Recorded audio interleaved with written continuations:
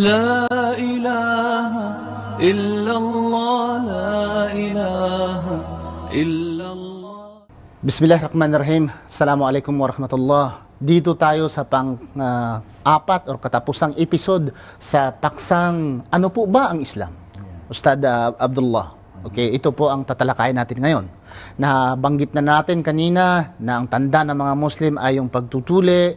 Natanda natin na ang tanda ng isang Muslim ay pagsamba sa nag-iisang Diyos. At ang tinatawag na Islam ay pagsuko, pagsunod. At ang mga Muslim ay yung taong sumusunod sa kagustuhan ng isang tagapaglikha.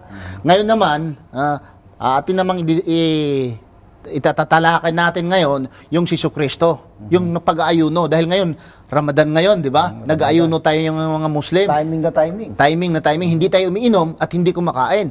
At saka si Kristo, mayroon po bang katibayan? Sa Biblia, nga si Kristo rin ay nag-aayuno na wala rin pagkain at wala rin pag-inom. Mayroon po ba tayong katibayan? Dyan. Dito sa Mateo okay. 4, ang talata po ay 2. Pakibasa nga. Ganito ang ating mapapakinggan. Pakinggan po ninyo mabuti. At nang siya'y makapag-ayunong 40 araw at 40 gabi, sa wakas ay nagutom siya. Nagutom? Ang ibig sabihin, nagutom mo lang kinakain. Wala. Ha? Tayo mga Muslim, nagugutom ba tayo? Nagugutom na at nauhaw pa. Pero ang mga Kristiyano, ikaw bilang Romano Katoliko noon, yung nag-ayuno kayo, ano ba ang bawal sa pag-ayuno? Bawal lang kumain ng karne pagka Biyernes Santo. Pero sa Muslim, hindi lang yun. Bawal ang karne, kundi bawal lahat ang pagkain at pag-inom. Hindi lang doon. Pagsalita ng mga masasama. Paggamit sa makipag-ape. Anong sabihin doon? Pakikiapid. Hindi, sabihin yung sa asawa. Sa asawa. Bawal din sa Islam. Okay? So, sa panahon ng nag-ayuno, ang mga Muslim ay like Jesus, nagugutom na uhaw. At pero kung karne lang hindi bawal, hindi ka nagugutom. Kung sasabihin natin na ang karne, hindi ka makakain ng karne, ay ikaw po ay nag-aayuno na. Ang yung mga mahihirap ngayon, bihira lang kumakain ng karne sa isang buwan, manok nga hindi nila makakain sa isang buwan, palagi pala silang nag-aayuno. Yung sa bundok, yung minsan kahit ginamos wala gyud sa bukid. Kamunggay lang intaw naglugaw sa bukid. Usaw man na sila, gasigi na sila tuasa. So, sa Bisaya niyon, Bisaya, bahala ka na. Kung ikaw Tagalog, mag-intindi noon. Unfair kami lang Bisaya palaging nagtatagalog. Mag-Bisaya ka nga, mag-Japanese ka nga. Kung ano tungkol sa pag-ayuno. Tungkol sa pag-ayun, mababasa din natin sa Japanese, basahin mo. Dito sa Matay ni Yoru Fukinsho. Fukinsho. Akala mo, ikaw ang kanina pa Bisaya na Bisaya. Tingnan naman natin. Hindi ko maintindihan niya. Ito, hindi mo rin ito maiintindihan. Siyempre naman, tingnan natin sa Japanese. Kung mayroon ba rin pag-aayuno. Ito, nag-ayuno rin si Jesus Christ sa Japanese. 4:2 sa Mateo. 4:2. Matay ni Yoru Fukinsho, Yonsho no Nisetsu. Kori yori yomimasu nga okiki kudasai. Soste. Okiki kudasai. Bakit baraging ganun mayroong okiki kudasai? Sige na lang, basta nag-ayuno. So, tandaan natin, Ustad, hindi lang pag-ayuno. Kung titingnan natin si Kristo, pagkain din ng baboy. Ang mga Muslim ay hindi kumakain ng baboy. Nabanggit naman natin itong pagkain ng pag-ayuno, ang pagkain ng baboy. Mayroon po bang kasulatan na ang Diyos ay nagbabawal sa pagkain ng baboy sa relihiyong Islam? Basahin muna natin ito, nabitin. Nabitin? Yung gusto na marinig sa Japanese yung pag-ayuno ni Jesus Christ. Sige. Ito, soste, yoju nichi, yoju, yadan jiki shita ato de, kufuku o oboe rareta. Gofo, rarata, nalata, grabe. Anong sabihin? Yoju Nichi. Sabihin 40 araw. Nichi? Walang kain, walang inom yun. Sabi pa, Yoju. Yadan Jiki. Ibig sabihin pagkain naman ng baboy. Sa gabi. Tungkol naman sa pagkain, huwag mo na lang, dito ilagay na lang. Huwag na yan. Kasi hinahabol tayo. Ang pagkain po ng baboy. Okay? Bawal po ba o hindi sa Biblia? Dahil sa Quran, it's very clear. Sa Suratul Maida, bawal ang pagkain ng Huwag na yung Quran at hindi maniniwala pa sa atin itong mga televiewers natin, mga Kristiyano. Sige, basahin mo natin basahin para lalong malakas ang dating sa kanila. relihiyong Islam, bawal po ang pagkain ng baboy. Sa Biblia. Ay mayroong mga bago ngayon, yung sa Badista hindi kumakain ng baboy. Copycat na lang yan eh. Copycat na lang. Ito original eh. Original, dahil hindi pa sinilang si 11:7 to Kristo. 8. At ang baboy, sapagat may hati ang paa at baak, datapat hindi ngumunguya, karumal-dumal nga sa inyo. Huwag kayong kakain ng laman ng mga yan, at ang bangkay ng mga yaon ay huwag ninyong hihipuin. Mga karumal-dumal nga sa inyo. So sa madaling sabi, bawal po kakain ng baboy ayon sa Biblia. Mayroon po bang ibang katibayan dyan? Ang parusa sa taong kumakain ng baboy. Pakibasa po. Pakibasa. Dahil yung karamihan ng mga Kristiyano ay kumakain ng baboy. Yan po ang tanda na pag ikaw isang Muslim, ay hindi ka kumakain ng baboy. Ito parusa. Okay? Parusa, may parusa. Pag kumakain ng baboy, may parusa. Ito po. Sa Biblia. Isaiah 66:15 Sige, to 17 basahin mo nga. and 24. Sapagat narito ang Panginoon ay darating na may apoy at ang kanyang mga karo ay magiging parang ipo-ipo upang igawad ang kanyang galit na may kapusukan at ang kanyang saway na may ningas ng apoy, sapagat sa pamamagitan ng apoy makikipagpunyagi ang Panginoon at sa pamamagitan ng kanyang tabak sa lahat ng mga tao, at ang mapapatay ng Panginoon ay magiging marami. Silang nangagpapakabanal at nangagpapakalinis, na nagsisiparoon sa mga halamanan sa likuran ng isa sa gitna, na nagsisikain ng laman ng baboy, Kasama at sila. ng kasuklam-suklam, Aha. at ng daga. Sila'y darating sa isang wakas na magkakasama sa ng Panginoon. At sila'y magsisilabas at magsisitingin sa mga bangkay ng mga taong nagsisarangsang laban sa akin, sapagkat ang kanilang uod ay hindi mamamatay, o mamamatay man ang kanilang apoy, at sila'y magiging kayamutan sa lahat ng mga tao. Kasama doon, yung kumakain ng baboy, kumakain pa ng daga o ano pa. Yun. Dataan niya ng mga kasuklam-suklam. Suklam, yung kumakain ng baboy. Kasama doon. Paano ngayon mga kapatid? Ha? Na kayo ay kumakain ng baboy. Pero ang problema lang dito, pag ang Diyos kasi ang nagsabi huwag kakain ng baboy, ay hindi sila makikinig. Pero kung ang doktor, sasabihin ng doktor huwag kakain ng baboy, susunod sila. Sabi ng doktor, ang kolesterol mo ay mataas na. Pag kakain ka ng baboy, baka temprano kang mawala ng birthday. Ganun nila, ha? Baka hindi matapos yung edad mo, itong taon na ito, mamatay ka dahil sa, hindi na kakain ng baboy yan. Kaya sabi nga dyan, pagkain ng baboy, pampabata yan. Kung titingnan naman natin yung pagkain ng baboy, Ustad, ang baboy talaga baboy.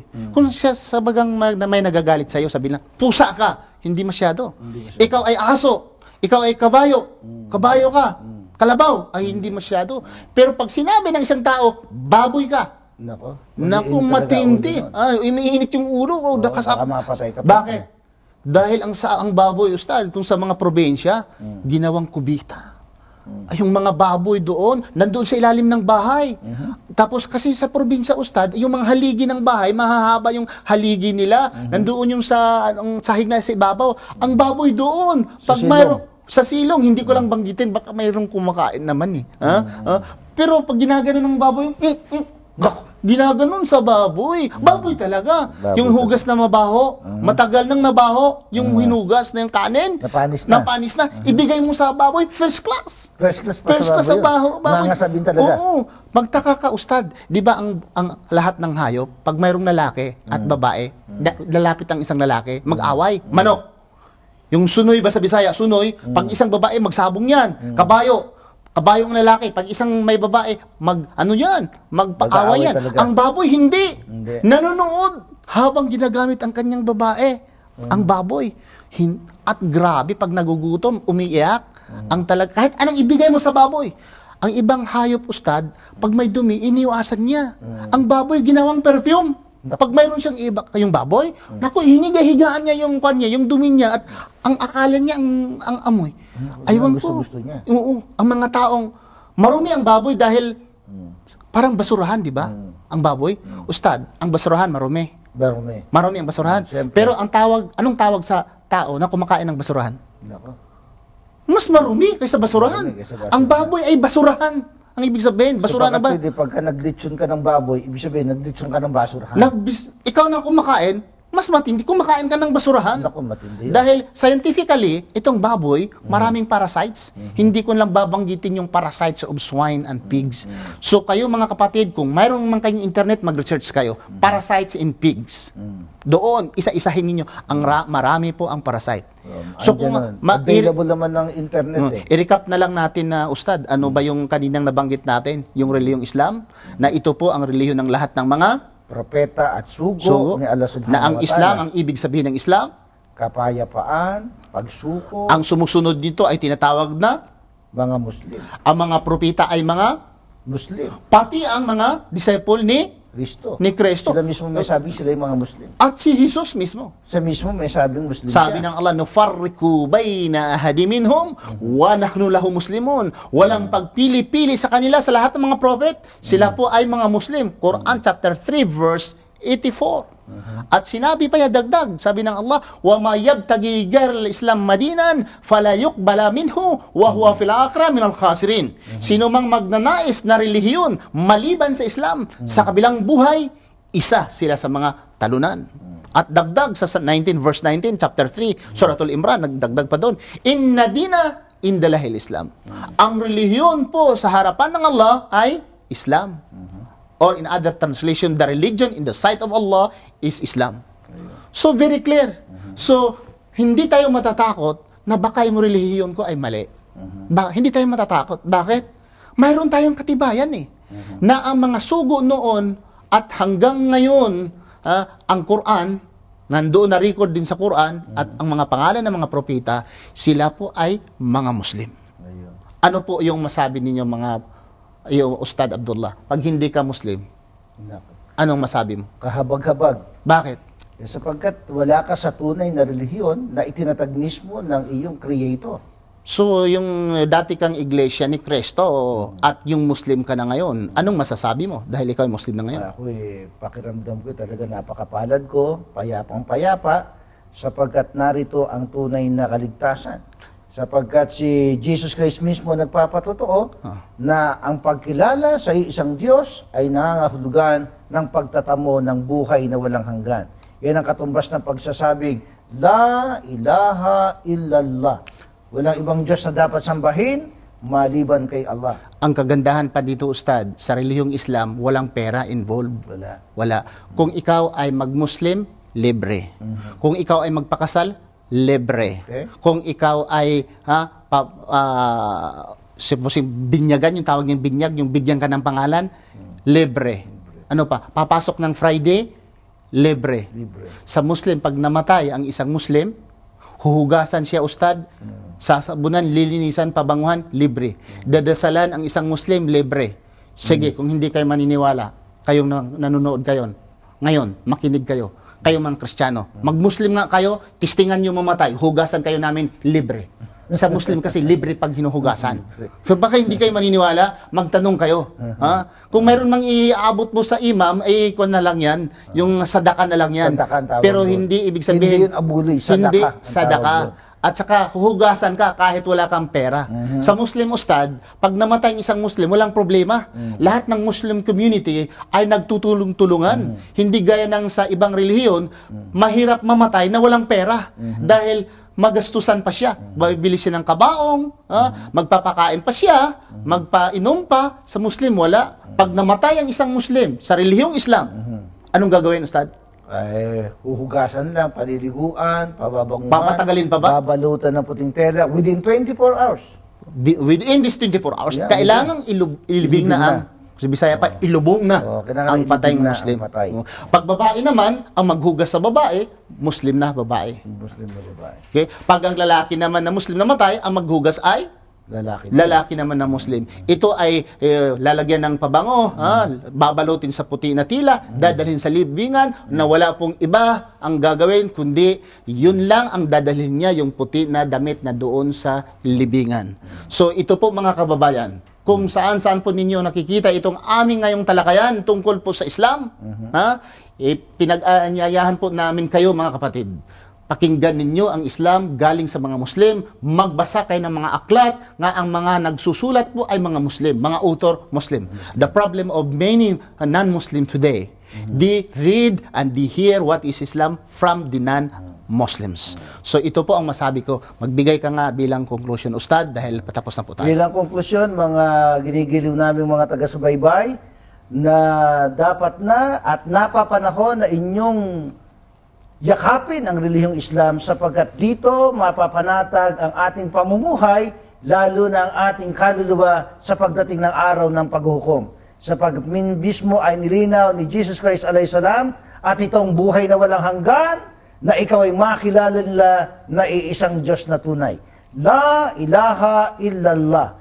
Walang ibang Diyos na dapat sambahin maliban kay Allah. At ang paniniwalang yan ang maghahatid sa atin sa pagtatamo ng buhay na walang hanggan. Yan ang pinakahangad ng lahat ng mga taong nagre-relihiyon. Kaya hindi po natin may iwasan na tayo ay yumakap na sa relihiyong Islam sapagkat itong relihiyon na itinatag mismo ni Allah subhanahu wa ta'ala. We say in conclusion, Subhanakallah, Allahumma bihamdika, asyhadu an la ilaha illa anta, astaghfiruka wa atubu ilaik. Assalamualaikum warahmatullahi wabarakatuh.